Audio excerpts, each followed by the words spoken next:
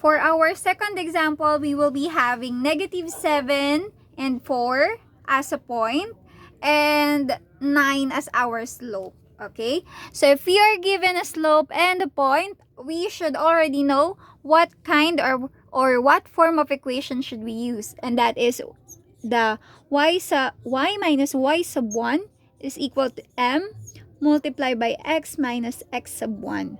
Again, this is y minus y sub 1 is equal to m multiplied by the quantity of x minus x sub 1. Okay, so let me just focus my camera here.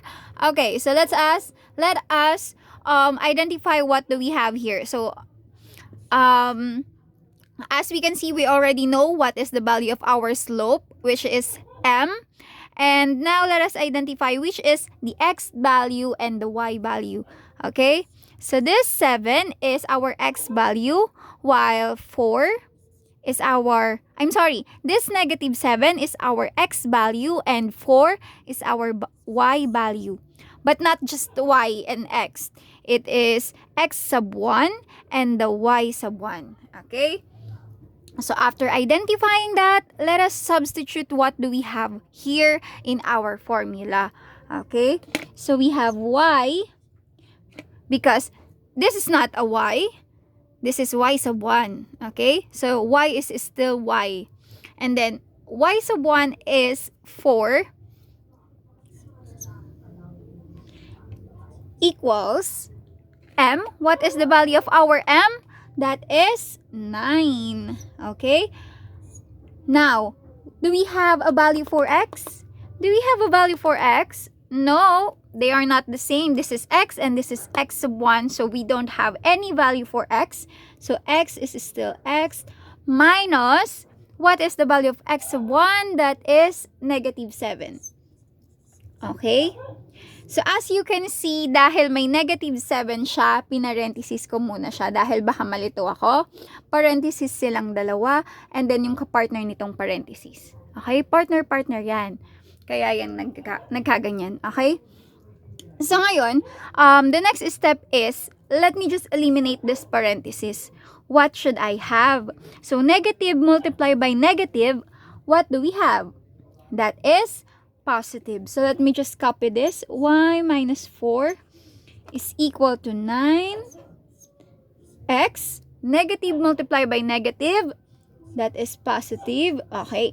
So inulit ko siya for you to follow para alam nyo kung ano yung nangyari. Oh, bakit naging ganito kaagad siya? Bakit naging positive to? So this one, negative multiplied by negative is positive. Now, we should distribute the value of our slope and our x plus 7. Okay? So y minus 4 is equal to 9 multiplied by x, that is 9x, plus 9 multiplied by 7, that is 63.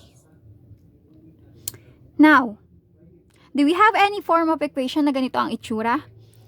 No, there is none. We still need to simplify this. So, para mawala si negative 4, kailangan natin, what would make negative 4 0? What would make negative 4 0? So, let's just add 4. Okay? So, we have 9x plus 63. Of course, what you did in the other side should be done in the other side as well. Kasi nga, inggitera sila. So, plus 4. This will already become 0. Y is equal to 9x. Okay. 63 plus 4, that is 67. Okay. So, let me see. Ayan. So, this is our equation of the line in slope-intercept form. But, what if your teacher asks you to transform it in standard form? So, it is already your chance to transform this equation into standard form. Okay? Kayo na dyan. For number 3, for our third example, let us try a point which has the coordinates of 5 and negative 10 and the slope of negative 6. What could be the equation of the line? Okay? So first, because we are given a slope and a point, we should identify what formula should we use. Okay? And maybe dahil pangatlong example na to, kailangan alam na natin kung ano yung formula na yun. And then that is what? What should we use? That is y minus y sub 1 is equal to m multiplied by the quantity of x minus x sub 1. Okay? So, using that formula, let us identify what do we have. So, this is already our slope. And then, this is our y value. This is our x value. But, they are not just x and y. They are x sub 1 and y sub 1. Okay? Now, let us substitute. So, we have y minus, what is our y sub 1? Negative 10. Kung nakita nyo, may negative yan at may negative na naman dito. Pinarenthesis ko siya para hindi tayo malito. What is the value of our m? That is negative 6. And then, what is our x? Wala. What is our x sub 1? That is 5. Okay? So, syempre, simplify natin to. Y negative multiply by negative, that is positive 10. Okay? Equals. Distribute natin. So, negative 6x multiply by, negative 6 multiply by x, that is negative 6x. How about negative 6 and negative 5? So, yung mga sign muna. Negative tsaka negative, that is positive. Okay? And then, 6 and 5, that is 30. Okay? Now, let us simplify further. What would make positive 10 0?